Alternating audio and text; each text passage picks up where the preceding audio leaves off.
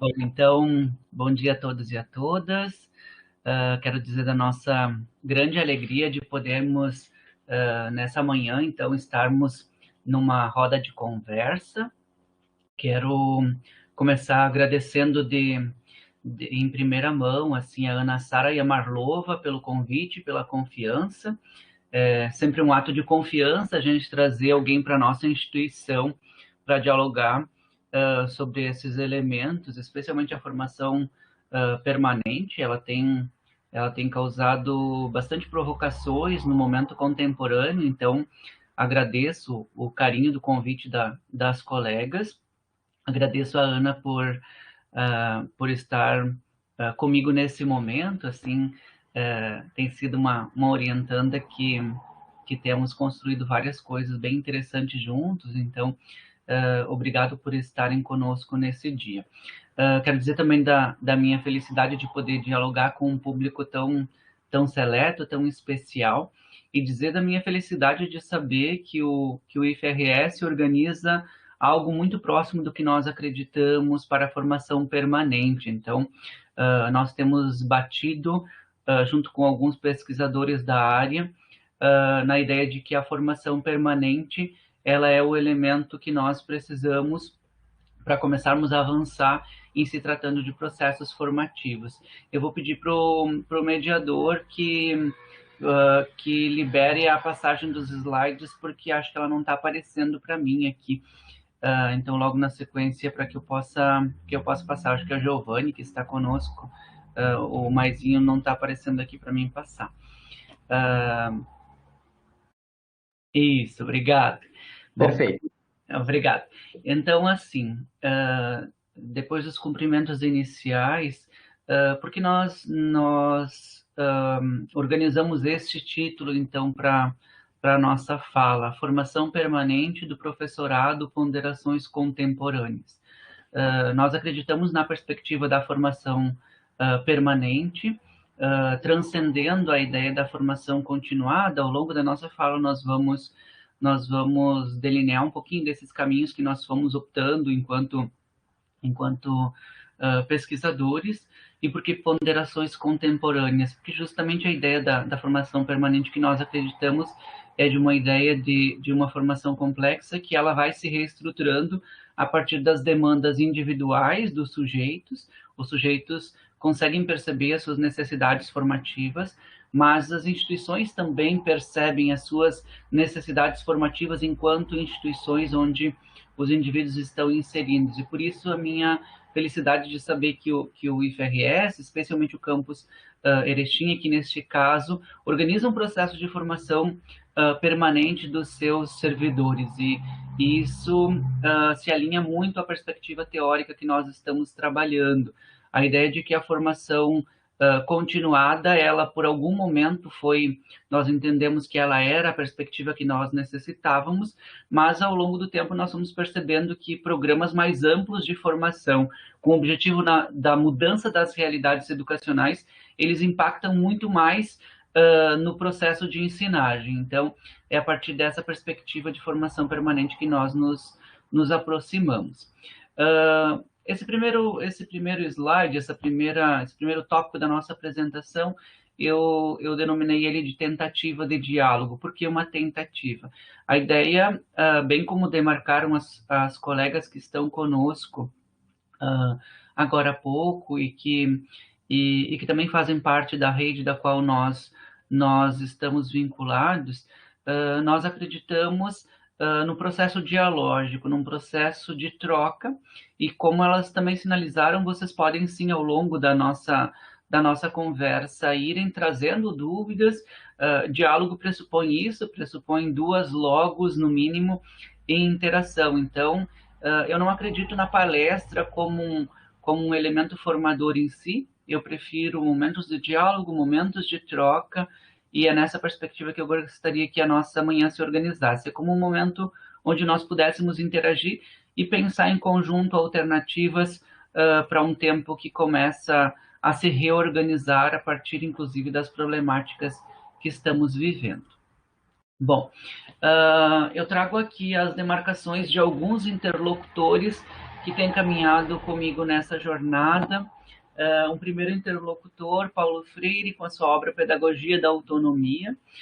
Sempre que a gente começa a organizar um projeto de formação permanente, e me parece que é esse o caminho que o IFRS está se organizando, essa é uma obra que é um clássico, essa é uma obra que precisa perpassar pelas nossas discussões revisitando um pouco os saberes necessários para a docência. Paulo Freire é um dos educadores mais reconhecidos mundialmente, um brasileiro que precisa ser olhado com mais cuidado na sociedade contemporânea. Na sequência, eu trago Francisco Imberno, é um autor que nós temos um carinho muito especial por ele, especialmente com os conceitos de formação continuada e permanente, então por isso que ele está demarcado aqui com esta obra em especial, mas tem outras muito boas dele que gostamos bastante. Tem duas obras nossas aqui, uma delas foi citada na nossa apresentação, Formação de Professores em Tempos de Incerteza, no capítulo que nós organizamos nesta obra, depois pode ser disponibilizado se os colegas quiserem também, nós problematizamos a simbolização do magistério e da docência de um modo especial no momento vivido. Nós trabalhamos em cima da tese da recuperação do protagonismo do magistério, mas da necessidade de revisitarmos um pouco as significações que a docência tem construído no momento contemporâneo. Então, por isso trago essa obra aqui que organizei em conjunto com a professora Valesca, tem escritos de vários pesquisadores do país. Na sequência, temos a obra Formação Docente e Praxis na Educação Profissional e Tecnológica. Essa obra nós organizamos em conjunto com o professor Ricardo Antônio Rodrigues e o professor Francisco Chagas Souza. Essa obra está disponível na íntegra para quem quiser acessar, pode fazer o download pelo nosso site ou pelo site da própria editora. O site do nosso grupo de pesquisa está nas notas de rodapé da nossa apresentação, depois a gente pode repassar, as colegas Marlova e Ana podem repassar também, então se vocês assim desejarem, ela tem download gratuito, então, nesses contextos. Na sequência, ainda trago uma obra que considero bastante importante para nós compreendermos onde estamos com o nosso professorado na atualidade, ela se chama Entre o Sagrado e o Profano, do Rodolfo Ferreira. Recomendo realmente, ele tem uma série, esse é o primeiro livro da série, mas recomendo especialmente esta obra do Rodolfo, que é a tese de doutorado dele, onde ele vai olhar no imaginário de jornais e revistas, como tem se construído a representação docente ao longo dos tempos, e especialmente a ideia da profanação do magistério, porque ele chega nesse contexto de representação, de pauperização, inclusive, de descrédito. Na sequência, a obra Experiência e Educação, do John Dewey. Nós problematizamos bastante nas nossas pesquisas o conceito de experiência, o que será a experiência propriamente dita, a reprodução de muitos anos de um mesmo fazer necessariamente seria experiência. Pelos autores que a gente tem trabalhado, posso dizer que não, experiência precisa muito mais do que isso, logo na sequência a gente aborda. Tem uma obra aqui na sequência, Análise das Práticas e das Necessidades de Formação, da professora Maria Manuela Esteves e da professora Ângela Rodrigues. Essa obra eu conheci ao longo do meu doutorado sanduíche em Portugal, a Maria Manuela foi minha orientadora, e nós temos problematizado o conceito de necessidades de formação. Com muita frequência nós organizamos ações de formação permanente com base no que nós acreditamos que nós precisamos. E muitas vezes nem sempre o que nós achamos que nós precisamos é o que de fato nós precisamos qualificar. Então, elas nos problematizam a pensarmos o que seria de fato a minha necessidade de formação e o que eu gosto de estudar, porque tem coisas diferentes. Uma coisa é o que eu gosto de estudar. Se você perguntar para o Vantoir o que ele necessita de formação, muito provavelmente ele vai indicar coisas que ele gosta de estudar, formação docente, inclusão, discussões de gênero. Será que é necessariamente isso que ele está precisando estudar? ou ele está com um alto índice de evasão nas suas turmas, um alto índice de reprovação, e ele não se dá conta que é isso que é o elemento que ele está precisando naquele momento. Então, ele próprio pode problematizar o seu fazer, e cabe também às gestões observarem as suas realidades e construírem, pelo menos na perspectiva da Ângela Rodrigues e da Manuela, as necessidades de formação. Elas podem sim ser problematizadas, mas o sujeito precisa compreender que realmente ele tem uma necessidade de formação para que a mudança possa acontecer. E, por fim, a professora Selma Pimenta, com um livro bastante conhecido, Saberes Pedagógicos e Atividades Docentes, onde a gente trabalha o conceito de identidade, que é um dos primeiros que nós vamos problematizar na sequência. Se os colegas quiserem ir interagindo, fazendo alguma pergunta, sinalizando alguma coisa pelo chat também, estou acompanhando, tentando acompanhar as duas coisas. A gente não faz muito bem duas coisas ao mesmo tempo, mas estou tentando acompanhar aqui as escritas também ao mesmo tempo. Então, podem ir problematizando, ou podem abrir o microfone. A ideia, realmente, como eu disse, é uma conversa nossa. Bom, falar de formação docente, falar de formação permanente, precisa de uma compreensão, ao meu ver, de um conceito de identidade. Identidade na Pimenta, tal qual os humanos, de um modo geral, ele é um dado mutável. Os humanos mudam, os humanos se reconstroem o tempo todo, e a nossa identidade também. A nossa identidade, segundo a Pimenta, ela passa por um processo de construção e reconstrução constante. Baseado no quê? Baseado nos lugares onde eu vivo, nas significações históricas que eu estabeleço da minha própria profissão, das relações com a própria sociedade, com os significados e as representações que as sociedades, ao longo dos tempos, vão atribuindo à docência. Isso significa o quê? Ele não é um dado estanque, ele é um dado que nós podemos reconstruir e problematizar, inclusive, algumas significações, como a ideia do desrespeito ao professorado na contemporaneidade, como a ideia de que nós não estamos trabalhando no ensino remoto. Então, são todos imaginários para serem problematizados e não necessariamente aceitos e significados por nós mesmos ou internalizados por nós mesmos. Nós sabemos o quanto nós trabalhamos e o quão doloroso tem sido esse momento, ao mesmo tempo quão produtivo pode ser esse momento. Então, o quanto nós ressignificamos dos nossos fazeres a partir, então, das provocações feitas pela própria pandemia. Nós tivemos perdas, mas nós tivemos várias ressignificações, várias reconstruções, que, ao meu ver, também foram salutares. Bom, aqui eu começo trazendo uma fala que eu já dizia lá no começo da nossa conversa, de que eu tenho me desafiado a problematizar o conceito de palestra, especialmente a partir de autores como Novo e Imberno, onde eles têm nos provocado a pensar do impacto das nossas palestras, das nossas falas, nas práticas, no cotidiano escolar dos envolvidos no processo de ensino. Segundo esses autores, as palestras, de um modo geral, elas têm um impacto muito pequeno, muitas vezes nulo.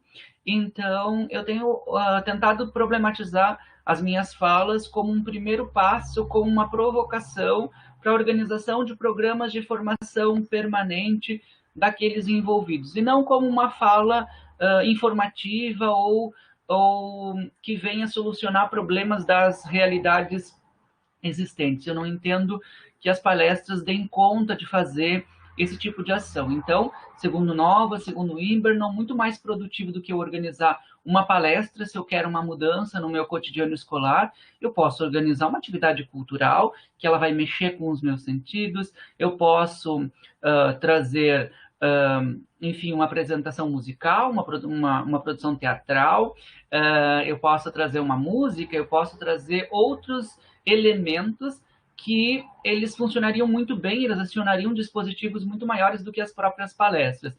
As palestras vêm como um informe inicial, mas elas não têm um grande impacto no cotidiano da sala de aula. Vamos pensar lá no professor Vantoir, que dá aula de matemática, ele está com dificuldade de ensinar logaritmo, e ele vem para uma palestra assistir o que é o logaritmo. De um modo geral, os processos de ensinagem eles estão alicerçados em outros elementos, e a palestra, de um modo geral, ela não dá conta de fazer com que o Vantoir modifique o seu cotidiano. O primeiro passo seria ele desejar modificar esse cotidiano, e por isso que programas de formação permanente têm muito mais impacto nas mudanças cotidianas do que uma palestra propriamente dita. Então, por isso fiquei tão feliz de saber que vocês organizam, estão na terceira edição dos processos de formação de vocês, ações de formação permanente para a unidade de vocês. Então, parabenizo aqui,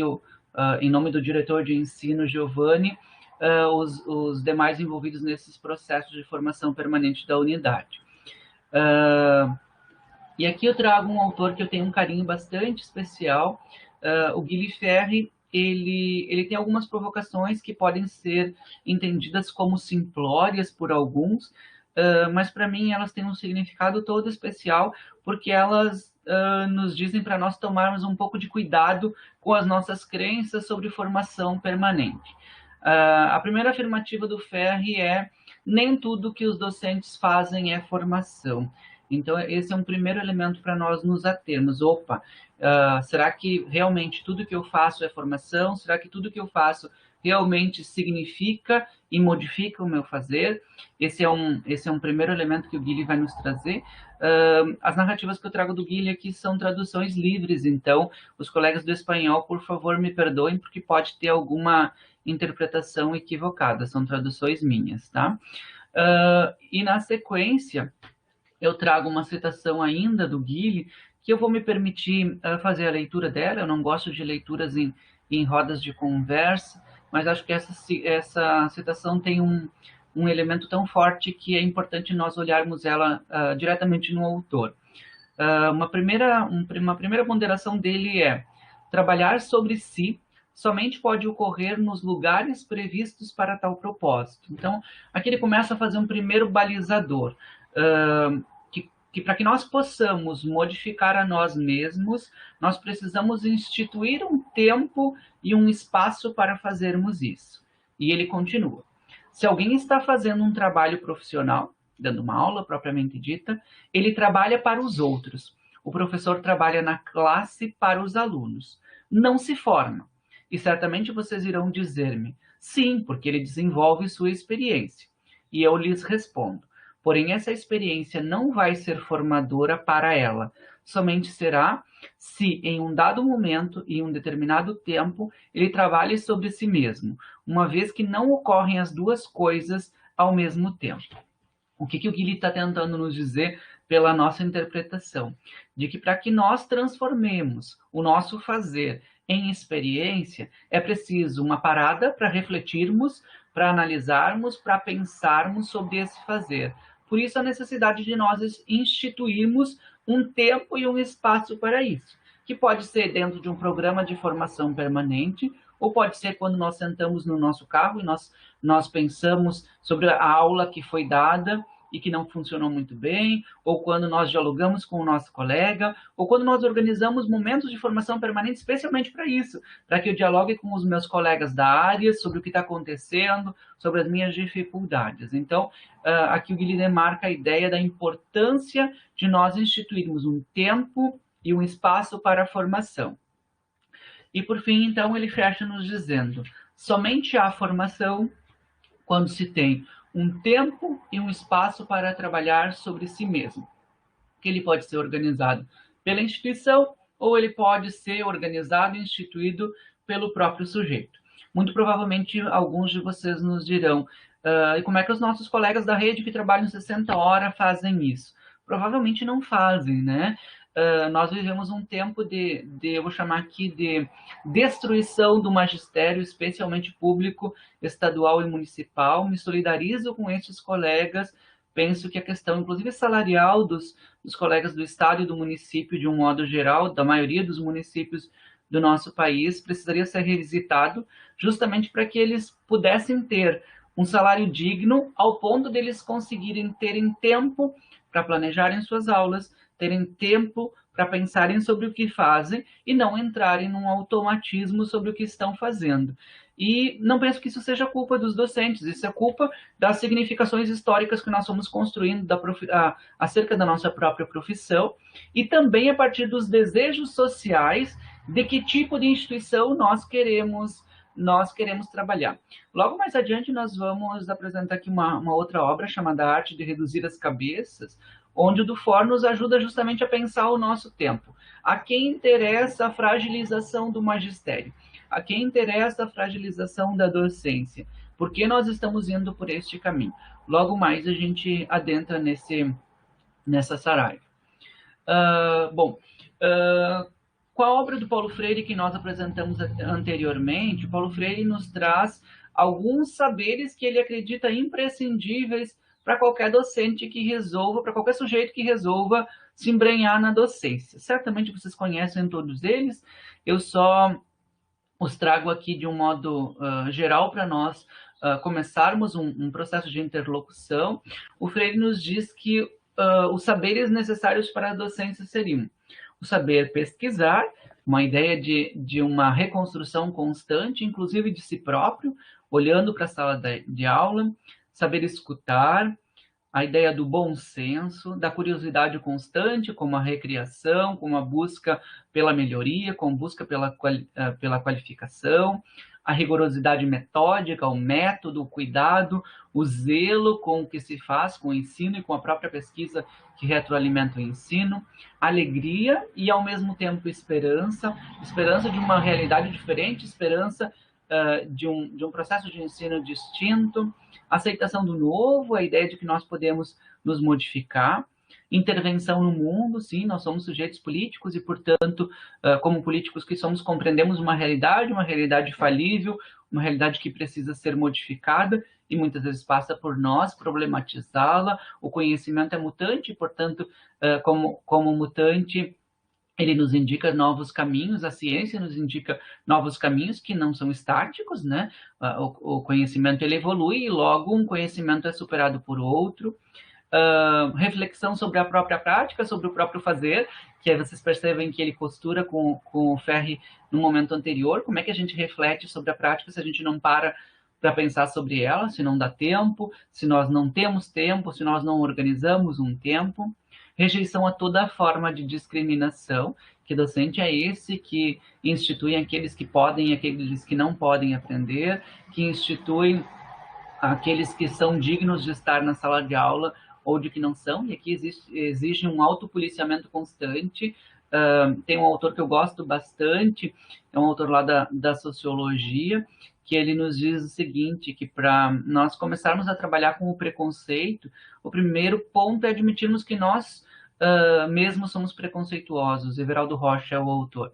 Então, admitir que nós somos finitos, que nós somos preconceituosos, sim, e que nós temos que ressignificar o nosso fazer em muitos momentos. Em muitos momentos já me peguei dizendo coisas de ordem preconceituosa e me acredito um sujeito não preconceituoso, mas o preconceito está em nós, está na nossa sociedade, veio das nossas casas, então é preciso admitir-se preconceituoso para poder trabalhar com ele.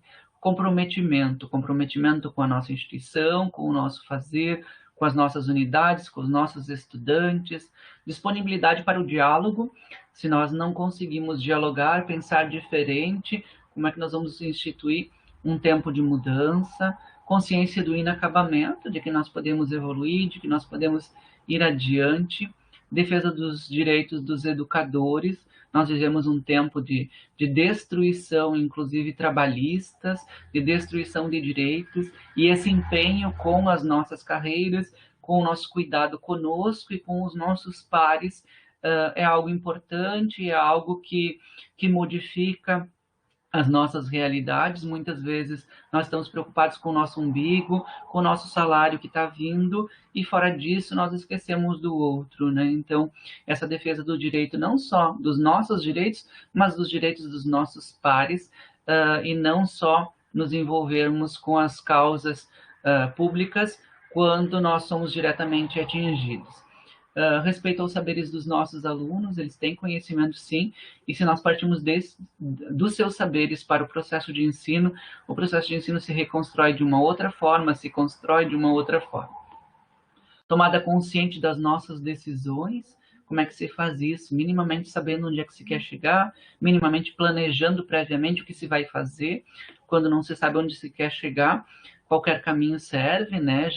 Já nos diz o professor Mário Osório na obra Escrever é Preciso.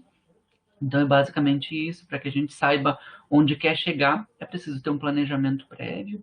Então, para que a gente tome conscientemente as nossas decisões, saiba, inclusive repensar, replanejar durante o processo, é preciso que a gente tenha planejado alguma coisa, é preciso que a gente tenha uma organização prévia. Convicção de que a mudança é possível, quando nós acreditamos que o nosso aluno já está fadado à reprovação na primeira semana de aula, já não tem mais nada que eu possa fazer com ele. Então, o ideal seria, inclusive, trocar de docente quando eu chego na direção e digo, olha, dei a minha primeira aula naquela turma e percebi que uns 70% vão reprovar, uns 40% vão reprovar. Como é que eu sei? Eu estou na primeira semana de aula. Quando eu já organizo isso a partir do meu senso das minhas noções do que vai acontecer naquele ano, eu estou criando uma teoria, inclusive, profetizatória. Já existem estudos da sociologia que comprovam isso, que quando o docente define que o aluno vai reprovar, a tendência é deixar esse aluno do lado e ele realmente reprovar ao final do processo. E, por fim, querer bem aos educandos. Se a gente não gosta dos sujeitos que estão conosco, se torna muito difícil organizar um processo de ensinar para aqueles sujeitos. Bom, eu vou centrar aqui a nossa fala em 3 grandes conceitos: o conceito de formação inicial, o conceito de formação continuada e o conceito de formação permanente. Esses conceitos vêm, então, do Imberon, né, especialmente dessas 2 obras que eu trago aqui. Formação inicial é aquela que nos habilita para alguma coisa, nós todos conhecemos, não vou adentrar muito intensamente na discussão de formação inicial para alguma coisa. É aquela que nos habilita, que nos torna aptos a fazermos alguma coisa. A formação continuada são ações pontuais para resolverem problemas do sujeito ou da instituição. E a formação permanente é um processo um pouquinho mais amplo, onde ela cuida ao longo da vida dos sujeitos e ao longo da vida das instituições, para que os problemas, as dificuldades, as necessidades, se eu prefiro esse conceito, as necessidades formativas da instituição ou dos sujeitos estejam alicerçados num programa maior de formação, e ele vem, então, a trabalhar com aquelas necessidades naquele momento histórico. Porque naquele momento histórico que as necessidades vão se modificando ao longo do tempo. Bom, o professor Júlio Diniz Pereira faz uma crítica muito severa ao conceito de formação continuada, porque ele diz que, com muita frequência, ele é muito mais um programa de formação descontínua do que um programa de formação contínua propriamente dito, porque ele vem para resolver problemas muito pontuais. No passado se chamou isso, inclusive, de reciclagem, como se o sujeito estivesse literalmente no lixo e fosse reaperfeiçoado, né? E não necessariamente ele reflete as necessidades formativas dos docentes naquele momento histórico. Eles podem ser um achismo, inclusive, do diretor, que vem e diz, não, os meus professores precisam disso.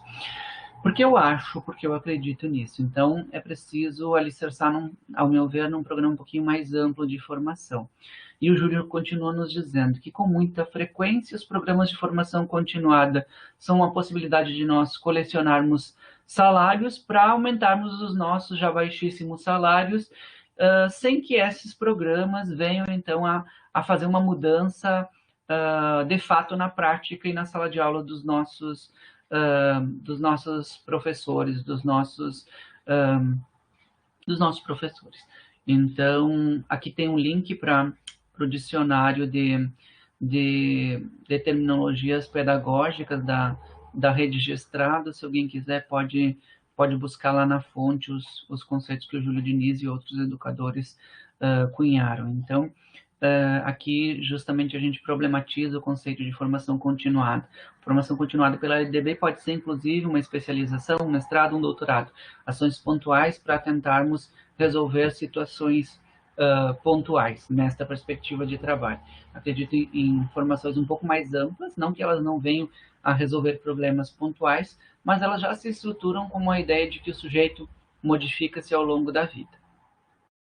Por fim, a ideia da formação permanente, então, como aquela que vai questionar ou legitimar o conhecimento profissional posto em prática, que vai descobrir a teoria ou redescobrir a teoria, reordená-la, ordená-la e reordená-la, revisitá-la e até combatê-la em alguns momentos quando acreditamos que determinada teoria precisa ser superada.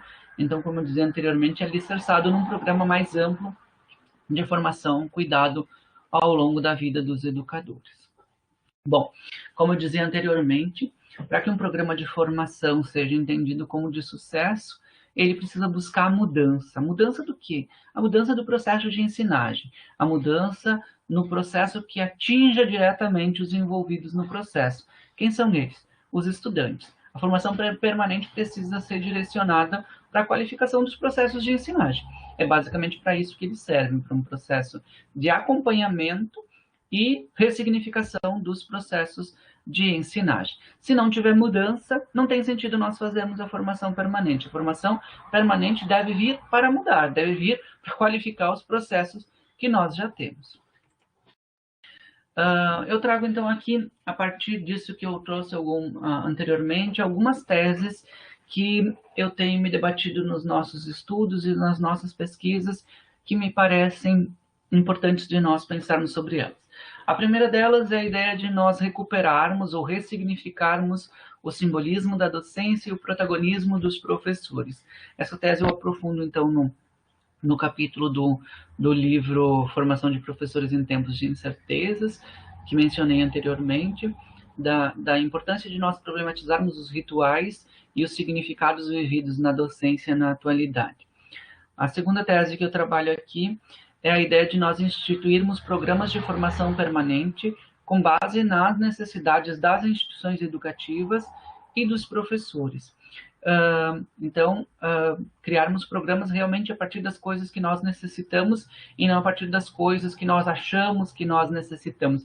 E para isso é preciso cuidado, é preciso discussão, é preciso realmente podermos dialogar com os nossos pares. E eu vou chamar ela de formação de professores com base no conceito de resiliência, porque os problemas, eles surgem a todo momento. Hoje, uma necessidade premente, ou foi uma necessidade premente, a ideia da formação híbrida, a ideia do ensino remoto, são necessidades que estão vivas, que estão postas do nosso momento vivido, e nós precisamos nos adaptar a ela. Nós podemos organizar isso individualmente, cada um na sua casa, do seu jeito, estudando da forma como nós queremos, nos reorganizando, ou podemos pensar juntos alternativas para nós superarmos essa necessidade de forma conjunta, dentre outras temáticas que podem ir se alicerçando ao longo de programas de formação permanente que cuidem da nossa vida. A professora Maria Manuela nos traz a ideia de criarmos mecanismos de acompanhamento das necessidades de formação. O que seriam isso? Seriam realmente programas que vão mapear onde é que estão as necessidades da nossa instituição.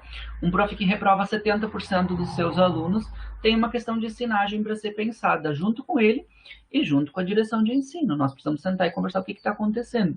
Pode ser uma necessidade da turma? Pode realmente ser uma necessidade da turma, mas pode ser uma necessidade minha, uma dificuldade de ensinagem minha, que não acontece o processo transferencial com aquele grupo de estudantes. Por que isso acontece? É algo que nós podemos começar a investigar. Desenvolver a colaboração por meio da contradição capitalismo, individualismo, isolamento. O que eu quero dizer com isso? Nós vivemos num modo de produção capitalista. O modo de produção capitalista quer o isolamento, quer o distanciamento das pessoas, e nós estamos provocando aqui uma outra ideia, a ideia da inclusão, a ideia da aproximação dos indivíduos, a ideia do trabalho compartilhado. Isso é extremamente difícil, pensando inclusive na sociedade que nós vivemos, onde ela diz, esconde isso porque o teu concorrente está aqui do lado e ele vai copiar a tua ideia, ele vai trabalhar de uma outra forma isso e vai te superar. E nós pensarmos isso numa outra perspectiva de sociedade que sim é capitalista e pode trabalhar a partir também das benesses do capitalismo, porque ele não é só um problema, ele tem muitas coisas importantes, a evolução, inclusive, da nossa sociedade aconteceu a partir dele, mas ele tem elementos que podem ser ressignificados, como a própria ideia de humanização, de cuidado com o outro. Que humanização é essa onde muitas pessoas passam fome nas ruas?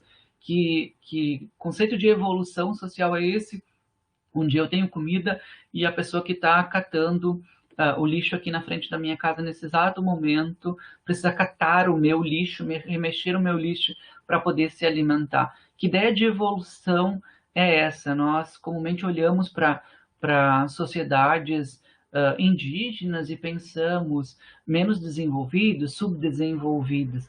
Que olhar preconceituoso é esse que olha para essas culturas com um olhar com um olhar de superioridade, que não consegue compreender que muitas das lógicas excludentes que nós temos, elas não têm.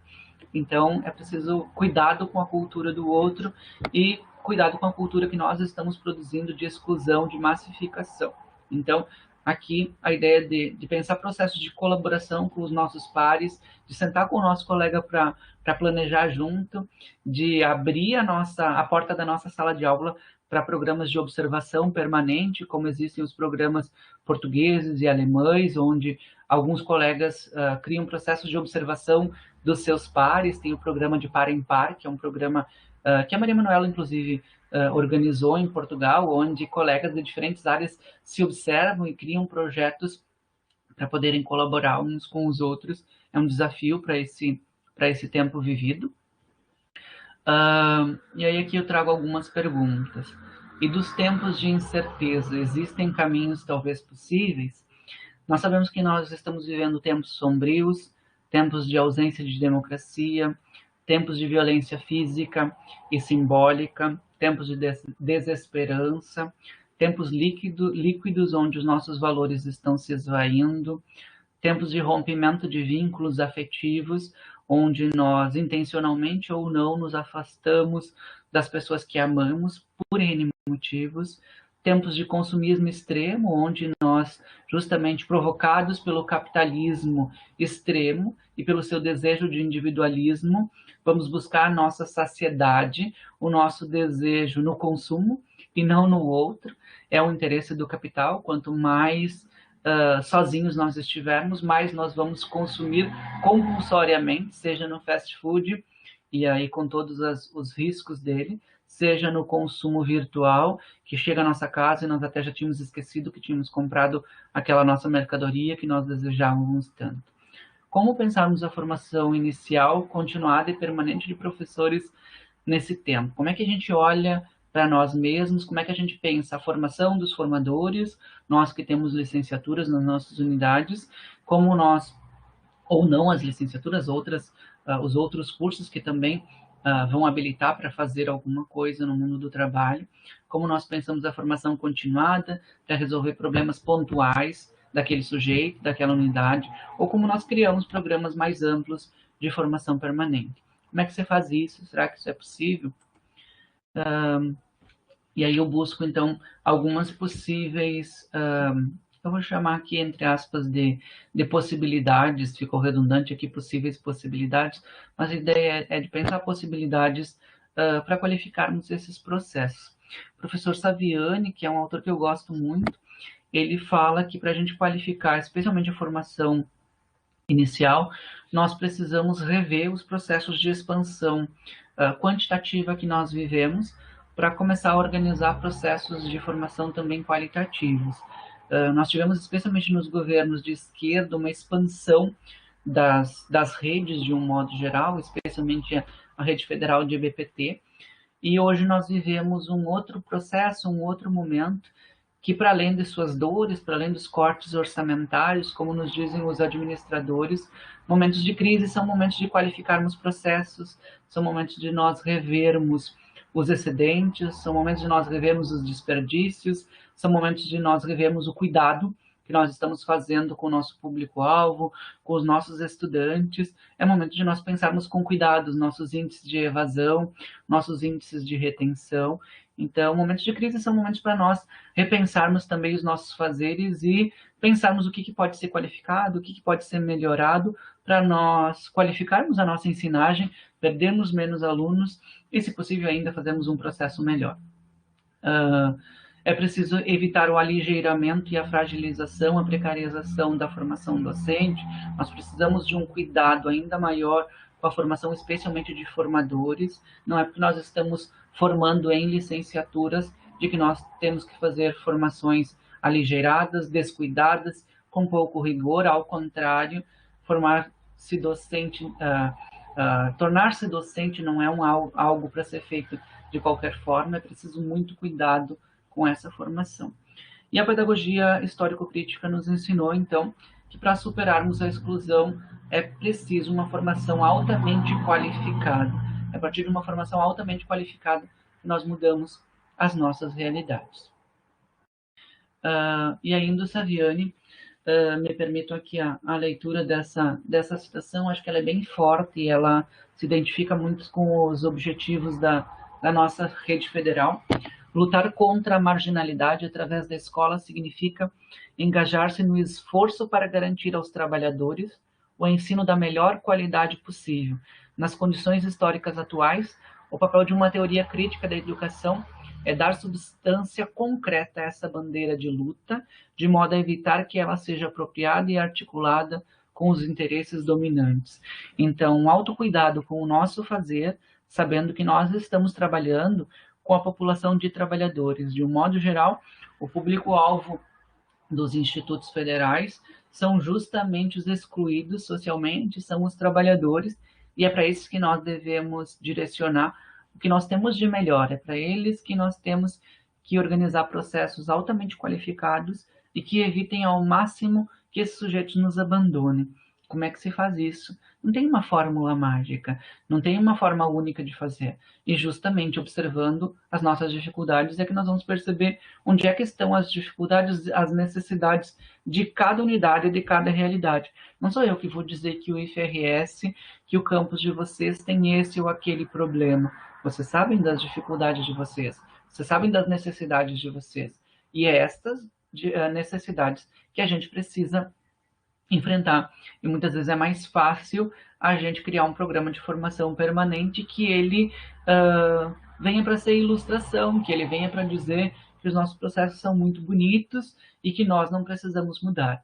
Se nós não mudarmos os nossos fazeres, qualquer programa de formação continuado ou permanente é ineficaz. O professor Antônio Nova nos dá ainda algumas outras pistas do que ele chama de disposições necessárias para a docência. Uma docência qualificada partilha, segundo ele, de 5 grandes máximas. A primeira delas é o conhecimento. É preciso saber muito do que se vai ensinar para que se possa realmente estabelecer algum diálogo, eu diria, decente com os nossos pares. Quem nega o conteúdo, quem nega a formação básica, parte do vazio para fazer seus processos de ensino. A segunda disposição que ele intitula é a cultura profissional, ou seja, é conhecermos os sentidos da nossa instituição, os sentidos e as significações que são atribuídos ao nosso fazer. A terceira ele chama de tato pedagógico, que é conseguir estabelecer algum tipo de comunicação com o outro que interage conosco. Esse saber ou essa disposição não é muito fácil de ser construído. Ao meu ver, um dos elementos que mais precisa de reflexão sobre as coisas que eu faço e as coisas que eu deixo de fazer e que podem ser ressignificadas. O trabalho, eu mantive o português de Portugal aqui, o trabalho em equipe, o trabalho colaborativo é um dos desafios do nosso tempo. Como eu dizia, no capitalismo nós somos impelidos a trabalharmos individualmente, e uma das provocações para a evolução do magistério, para a superação do magistério, é a ideia de um trabalho colaborativo. E, por fim, o compromisso social, quando se sabe que a nossa escola, que a nossa instituição educativa, ela tem o compromisso de se aproximar da vida das pessoas e irmos para além dos muros escolares, tentando estar, como diria Paulo Freire, comunicando com as comunidades. Eu não gosto muito da expressão extensão clássica, porque justamente ela vem com uma soberba de que nós temos o conhecimento, nós vamos levar o conhecimento a outrem. Eu prefiro a ideia de comunicação, lá da obra Extensão ou Comunicação, porque comunicação é diálogo, é onde nós vamos para problematizar o saber, inclusive, produzido por nós, junto com as realidades do nosso entorno. Então, me agrada um pouquinho mais o conceito de comunicação em Freire do que o conceito de extensão. Por fim, ainda algumas teses, a ideia de que a formação permanente precisa vir dentro das instituições educativas, no horário de trabalho dos nossos colaboradores e a partir das situações problemáticas das necessidades locais. Então, essa é uma tese muito forte no Invernon e que eu me aproximo muito dela. Ainda no Invernon, nós temos a ideia de que a formação permanente deve dar a palavra aos protagonistas da ação. Quem são os protagonistas da ação? Os próprios docentes envolvidos. Não sou eu, não é a direção que vai dizer onde é que a mudança deve acontecer. A direção vai conduzir esse processo, mas a mudança só vai acontecer se os colaboradores, e eu chamo colaboradores aqui intencionalmente a partir da Marie-Christine Jossot, na contramão da ideia do colaborador capitalista que é enganado a produzir mais. Não, para mim, colaborador vem lá da Jossot como copartícipe do processo, como aquele que sem ele realmente eu não consigo fazer nada. Então, eu uso esse conceito, mas abandonando a lógica do colaborador lá das farmácias São João, que é chamado de colaborador para que ele venda mais, para que ele produza mais. Não é esse colaborador que eu estou definindo aqui. E, por fim, é preciso que a pesquisa se institua como um princípio educativo. A pesquisa deve vir para investigar as minhas dificuldades, retroalimentar o meu fazer, dentro de uma ideia de uma sociedade mais solidária e mais complexa. Pensando aqui dispositivos de formação para os professores, pensando aqui a qualificação dos docentes, com grupos de pesquisa fortes que venham nos ajudar a pensar as nossas práticas. E aqui, então, eu trago algumas obras que eu tenho um carinho bem especial por elas, que são obras que vêm a pensar os tempos vividos a partir da pesquisa. Então, a primeira, As Paixões do Ego, que vem pensar o nosso tempo. A minha própria tese de doutorado, que eu chamei de Estrelas na Terra, com um ponto de interrogação, provocando o movimento que algumas pós-graduações têm tomado ensimismadas nelas próprias. A pós-graduação deve servir, ao meu ver, para modificar as realidades. Eu não estou preocupado com mudar a Austrália, com mudar os Estados Unidos, eu estou preocupado com tentar ajudar o Brasil a evoluir. É a esse contexto que eu me vinculo. Ao meu ver, as pesquisas devem servir para a gente tentar qualificar as nossas realidades. Aí tem uma obra que está ali no lado que chama Orientações de Dissertações de Tese, em que consiste, da professora Sueli Manzilli, onde ela nos provoca um pouco a nos pensarmos também como orientadores, qual é o cuidado que eu tenho que ter com o outro, e um livro escrito por um agrônomo chamado Histórias Impublicáveis sobre Trabalhos Acadêmicos e Seus Autores. É um livro muito leve, que vem a nos ajudar a pensar a construção das nossas pesquisas. Por fim, o nosso grande Freire, que vai nos dizer então de novo que para a gente poder modificar qualquer realidade é preciso luta com amorosidade. Olha a contradição, olha a convergência ao mesmo tempo. É preciso ser firme, é preciso lutar, mas lutar com amor. É preciso ética e transparência, inclusive nas nossas instituições, no nosso fazer. É preciso corporificação com o exemplo. As palavras como palavras simplesmente muitas vezes são vazias. E, por fim, é preciso gestão democrática, inclusive nas instituições educativas. É comum nós queremos democracia no Brasil, no mundo, mas nós mesmos não somos democráticos no nosso fazer, nós não interagimos com os nossos pares e não os escutamos. Mas gestão democrática transcende um pouco a isso, transcende a ideia de envolvimento. Eu preciso fazer alguma coisa também para que a democracia aconteça. Se eu me omito, alguém tem que tomar as decisões por mim. Então, também é comum a gente criticar as democracias e não querer participar dos processos. Então, com cuidado para esses desejos de gestão democrática que realmente sejam colaborativos. E, por fim, a obra do Dufour, onde ele nos diz que é um interesse do modo de produção capitalista a dessimbolização do mundo. No momento que nós dessimbolizamos o mundo, nós pensamos numa ideia de um movimento neutro, de um movimento que vai perdendo os seus valores, vai enfraquecendo valores, e aí nós transcendemos esses valores para a lógica do mercado e buscamos a nossa saciedade no mercado, no consumo, esquecendo um pouco do outro, esquecendo um pouco do homo simbólicos que nós também somos. Das pesquisas, então, que nós temos organizando na atualidade. Bom, como vocês viram anteriormente, eu me vinculo ao Grupo Magma, né, que é o grupo de pesquisa que eu coordeno. Atualmente nós temos um grande projeto guarda-chuva intitulado Significações da Docência na Educação Básica e Profissional, onde nós tentamos compreender um pouco as imagens da docência na educação profissional e tecnológica, as representações de docência dos próprios docentes, tentando compreender um pouco as repercussões dessas imagens da docência nos fazeres desses profissionais. Esse grande projeto de pesquisa vai gerar uma quantidade bem significativa de outras pesquisas menores, que vêm menores no sentido de extensão, não menores no sentido de valor, que vêm tentar colaborar com o nosso projeto Guarda-Chuva e vem materializar em outros contextos essas imagens da docência que estão sendo construídas, como a pesquisa que vocês vão ver logo na sequência, ela nasce, ela se origina impulsionada por esse projeto Guarda-Chuva. Bom, e eu gostaria de concluir, de encerrar com uma provocação aos nossos tempos. Antes de tudo, mais amor, por favor. Acho que é isso. Muito obrigado.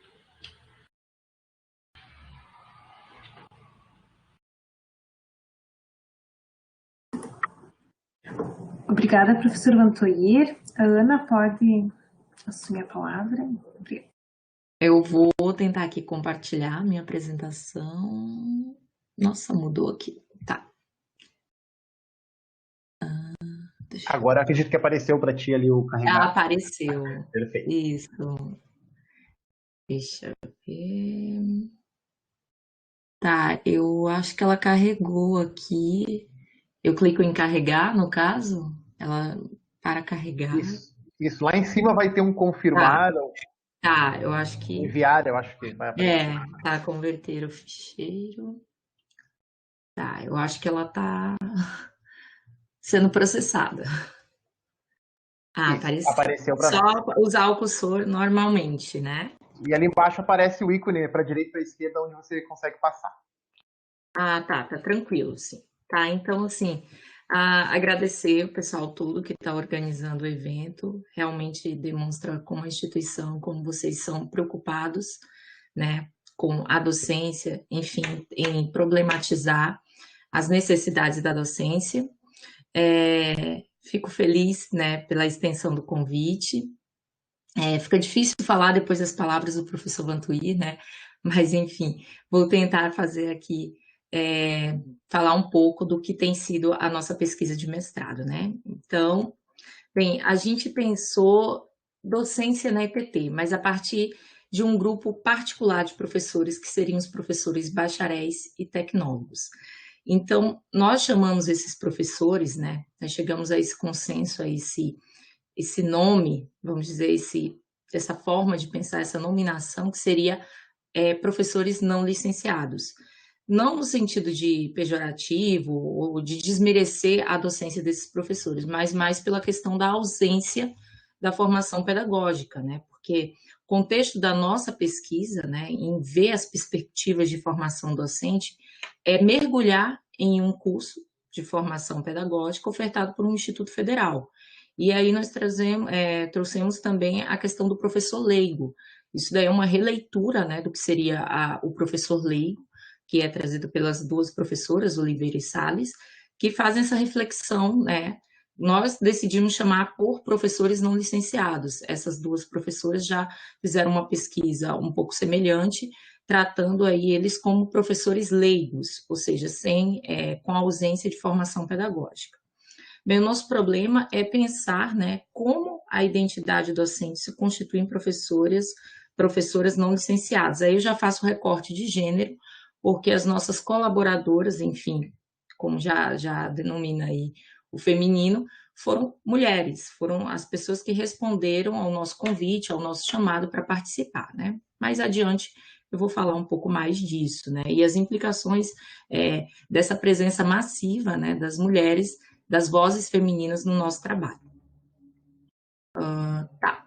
Então, os processos e as narrativas de formação. Nós trabalhamos em nossa pesquisa de mestrado as narrativas de formação, né? A partir dessas narrativas, nós fizemos inicialmente, né, antes de adentrar propriamente dito o campo das narrativas, nós fizemos o mapeamento das produções científicas, observamos que há aí uma necessidade de pensar a docência dos não licenciados, o que justifica o nosso trabalho.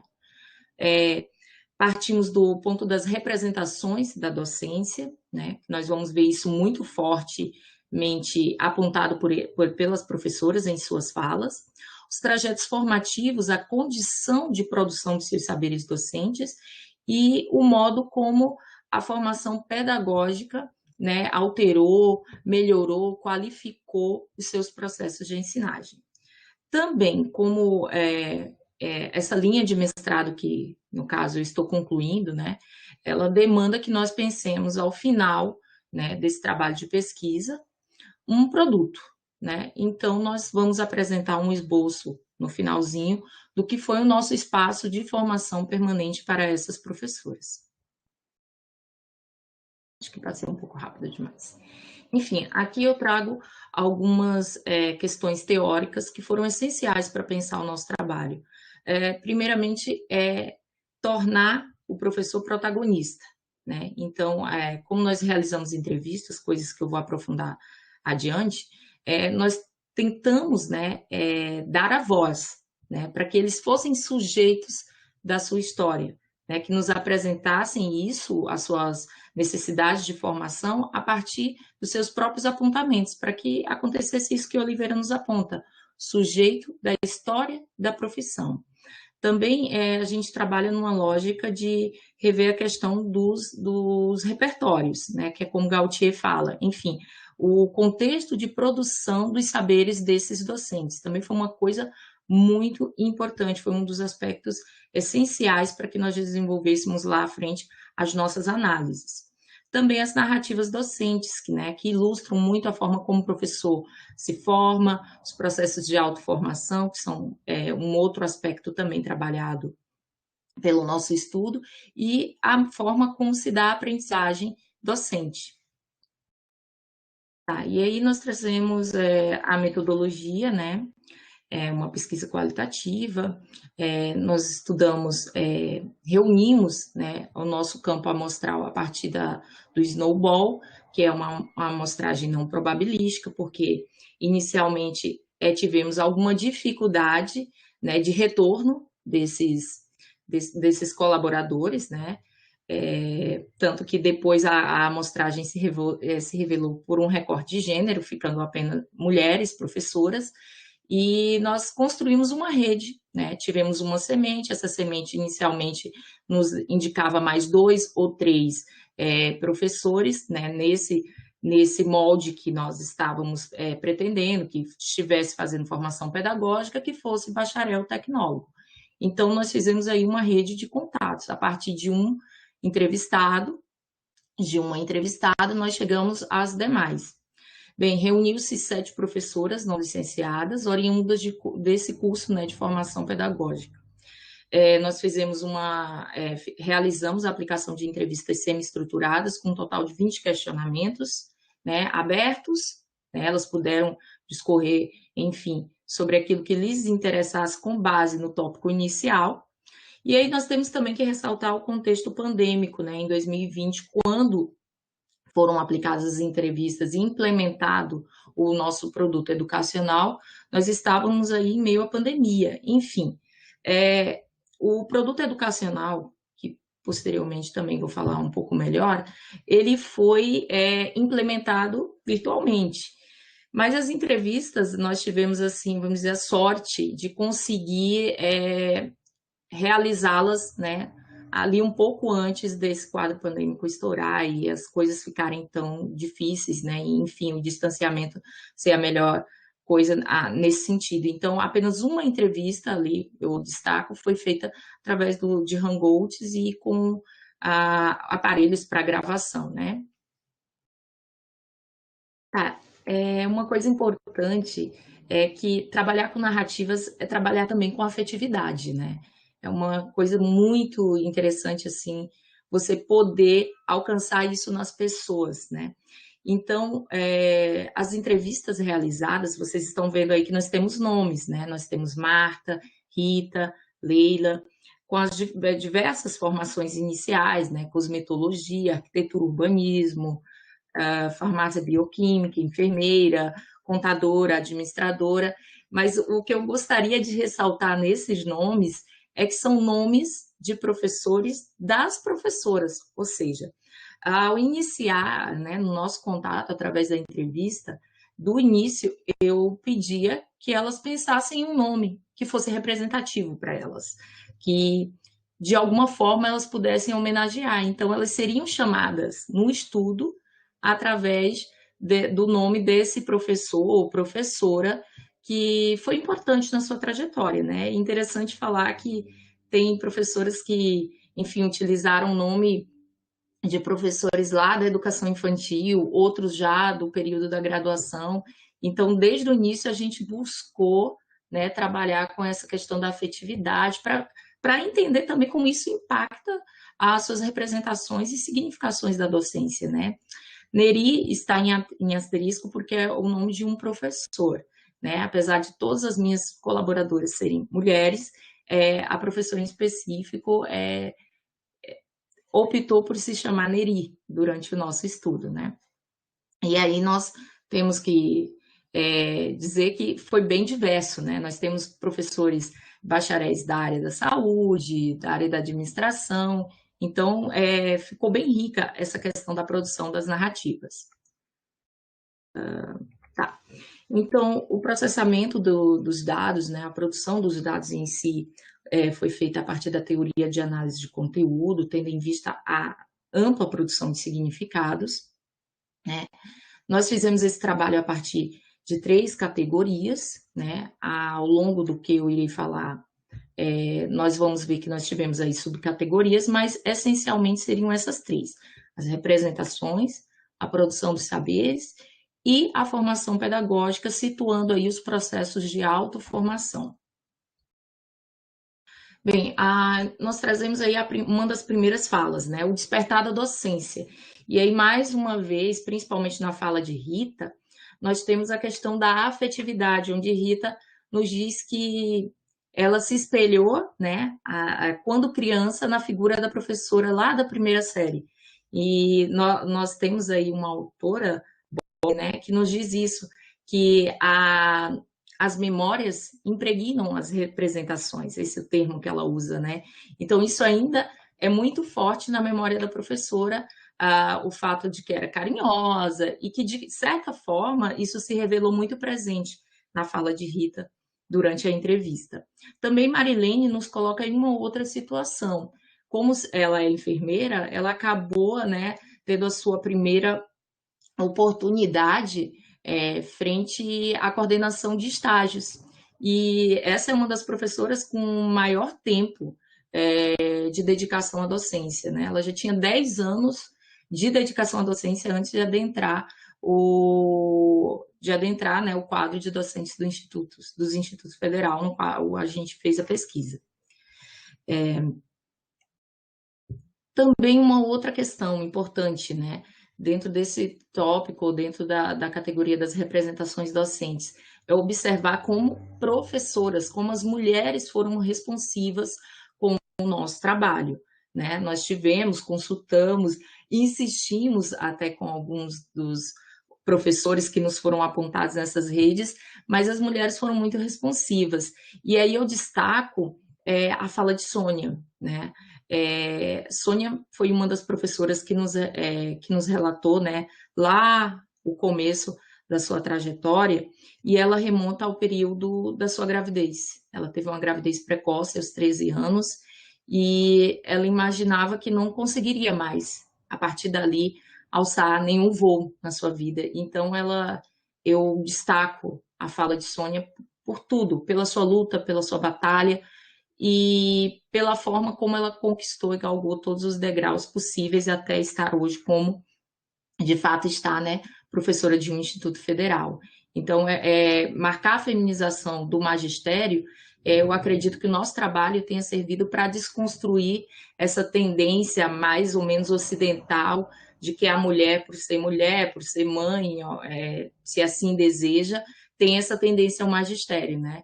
E tanto que nós temos aí bacharéis e tecnólogos, pessoas muito mais voltadas para a questão dos eixos tecnológicos, técnicos, e então é importante destacar o papel de luta dessas pessoas, né?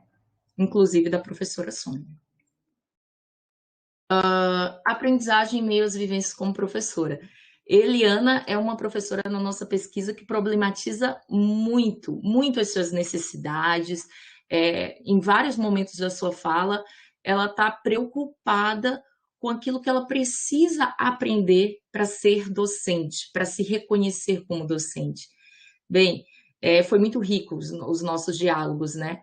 E aí ela traz a experiência dela de ter feito o magistério lá no ensino médio, mas aponta uma crise existencial de não ter concluído, né, o magistério lá no ensino médio.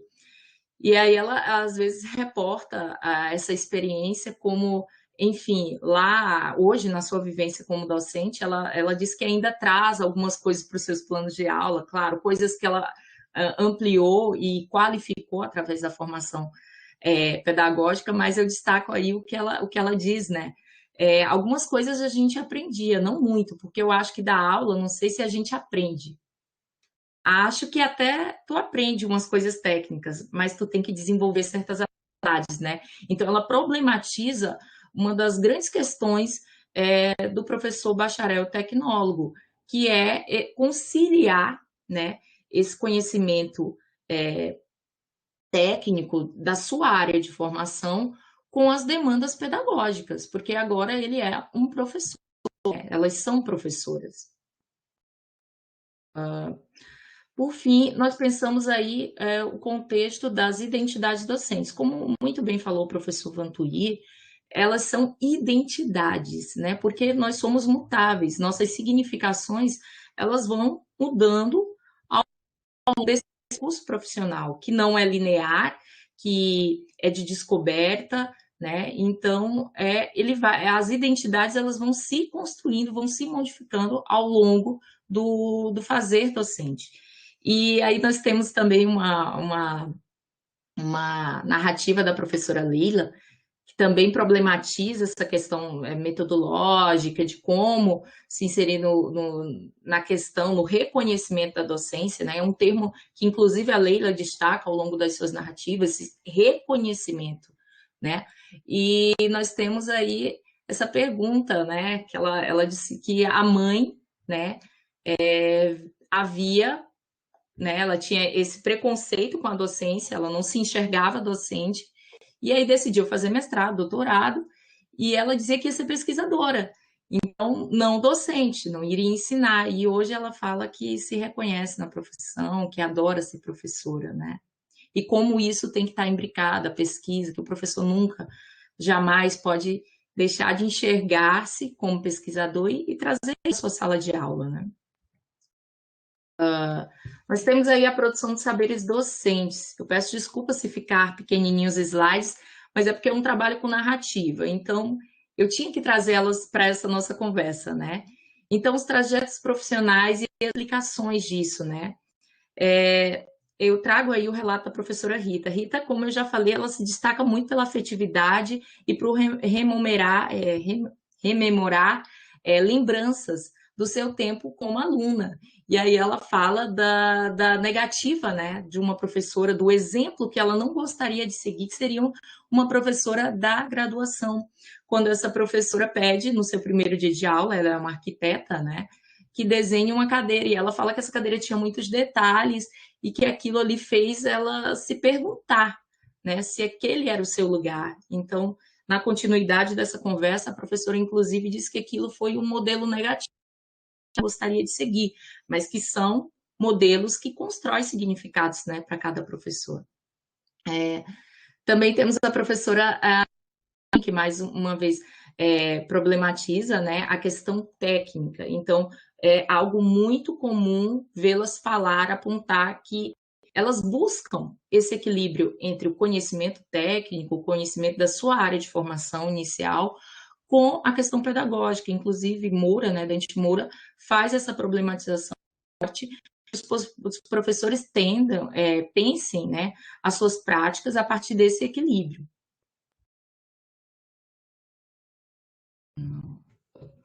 Bem, a constituição dos saberes docentes. É muito importante destacar o peso, né, da essência, do aprender fazendo, principalmente com esses professores. Não que não haja com os outros professores, mesmo nós que somos licenciados, claro, a experiência ela sempre fortalece quem somos também na docência. Então, assim, Rita nos fala isso, né, que a experiência é muito baseada na experiência. A gente vai vivendo, vai adaptando. Mas o que eu destaco aí, o principal nessa constituição de saberes docentes, é a forma como, em grupo, eles vão construindo, né, vão publicizando, vão edificando esses saberes.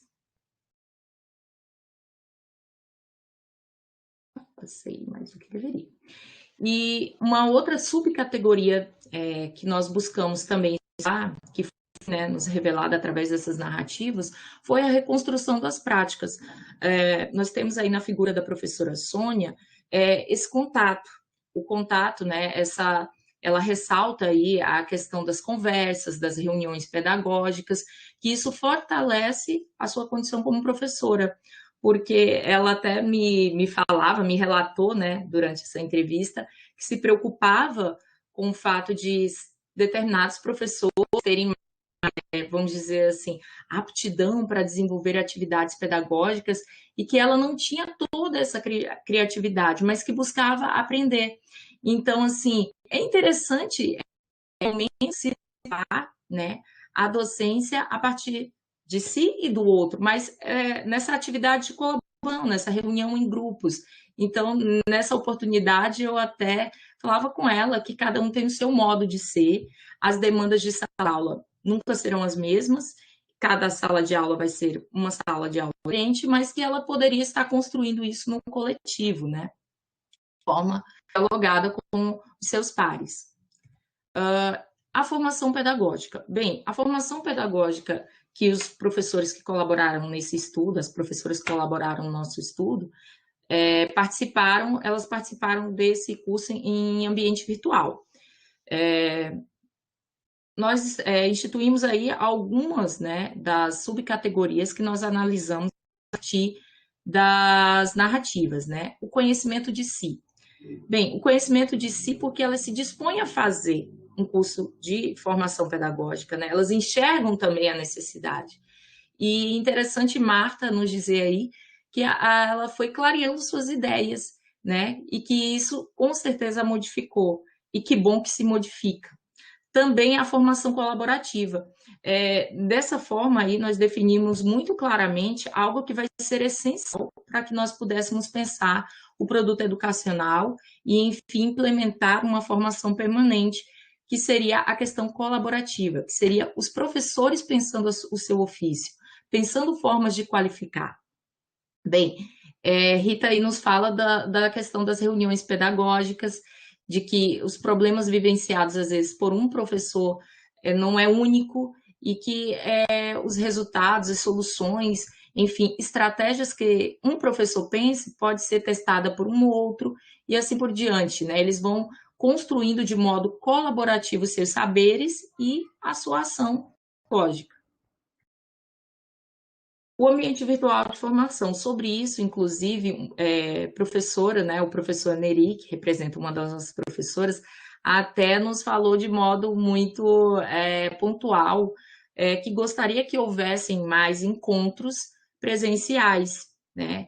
Eu, na ocasião, acredito que o curso naquele Instituto Federal ocorria semestralmente. E essa foi uma das demandas que ela nos trouxe, né? Que gostaria muito que houvessem mais encontros presenciais, porque ela dizia que é muito rico, que eles trocavam e que aproximavam, né? Obviamente, hoje é uma situação totalmente diferente, e, enfim, as ferramentas tecnológicas estão aí para a gente tentar buscar o máximo de aproximação. Eu trago aí Leila, e como eu disse, Leila também foi uma das nossas professoras que muito problematizou a questão das metodologias, né? E nos deu a entender que quando se fala em formação, ela estaria buscando essa questão das metodologias, né? Ela sintetiza aí que o curso provavelmente ficaria muito teórico e que ela buscou a todo custo que essas metodologias fossem reveladas para ela, né? No entanto, é uma grata surpresa ela valorar, né, disciplinas como filosofia, psicologia, enfim, ter conseguido trazer os fundamentos dessas ciências para seu aporte pedagógico, né, que é essencial. Por fim, a gente traz aí acho que não ficou tão legal a cor, mas seria o esboço do nosso ambiente virtual, né? Nós temos aí uma figurinha, ela vai ficar incompleta, né? Uma página complementa a outra. Não ficou tão legal aqui, tô vendo. Mas, enfim, o que a gente imaginou nesse tópico inicialmente? Que elas se apresentassem. Então, elas continuam, desde a entrevista, trazendo suas narrativas para compor esse processo de formação permanente. O que seria exatamente aí? Essa imagem seria destacar o processo de formação permanente em coletivo e que elas trouxessem suas demandas e que elas se apresentassem, né, de modo muito singular, situando, né, quem são elas dentro do Instituto Federal, dentro da sua caminhada como docentes. Também nós temos esse tópico, né? Nesse tópico em específico, eu coloquei porque foi um momento muito rico de trocas. Então, nós trouxemos aí a oportunidade delas anexarem, discutirem, ter réplica, comentários, né, acerca da produção da outra professora, onde elas poderiam trazer escritos próprios, poderiam trazer livros, leituras que foram assim fundamentais em algum momento. Então, trazia seu material, explicava, e a outra professora poderia ali responder, como ouvem, né, comentários, no sentido de a obra, eu vi nessa perspectiva a obra, se adequa muito às nossas demandas nos institutos federais. Então, foi um momento muito singular esse daqui. Foram 4 tópicos, então não os coloquei não os coloquei completamente nessa apresentação, mas o que eu posso dizer é que o nosso produto educacional, que é uma formação permanente para professores, né, não licenciados, ele está sendo modificado para se tornar um curso autoinstrucional, né? O que nós pensamos é que ele se modifique ao longo do tempo com as demandas, né? Até porque cada participante, cada colaboradora pode fazer uma avaliação do produto. Então, nós já sabemos, pelo menos dessa edição, o que nós poderemos mudar, o que poderá ser alterado, enfim. É importante situá-las no sentido de que isso vai ser modificado através das suas demandas, né? Da forma como elas acham que o curso pode ser mais amplo ou que pode qualificar a sua ação docente, né? Nossas considerações, né? Então, assim, pensar a formação de professoras não licenciadas ou com ausência de formação pedagógica, hoje já licenciadas porque elas concluíram o curso de formação pedagógica, é pensar que a docência ela envolve vários ciclos, descontinuidades, muitas vezes medos, e que tudo isso compõe a singularidade de cada professor, e que é importante esse professor ser ouvido, né?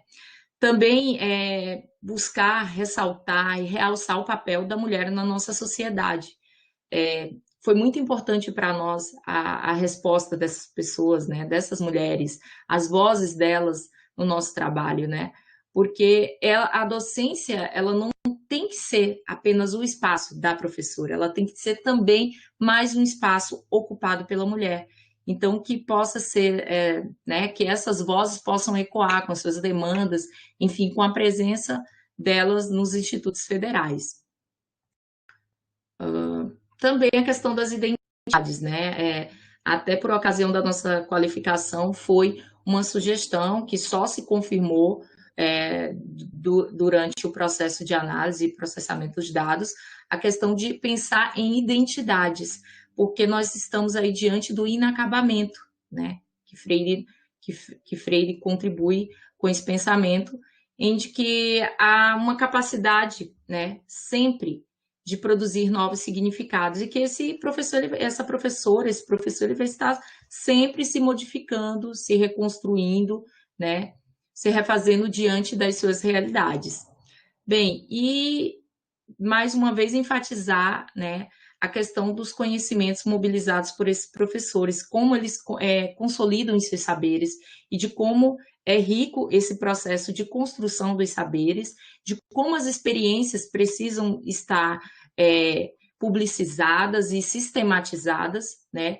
E eu não vejo uma outra solução para isso que não o processo de construção em grupos, né? De como as comunidades de prática elas são necessárias para isso. Bem, as professoras elas se dispuseram a conhecer novos caminhos, né? Elas buscaram aperfeiçoar suas práticas, buscaram trazer o conhecimento pedagógico, né, para o âmbito da sua atuação como professoras. Então, acho que foi muito rico nesse sentido. Elas buscaram, né, se tornaram mais preocupadas, né, em afastar-se daquilo que era mero conteudismo, né, para algo que realmente fortaleça a sua ação e qualifique a sua docência. Eu acho que é isso, nós trouxemos aí as nossas referências, nosso contato, e estamos abertos agora às discussões. Agradeço a oportunidade.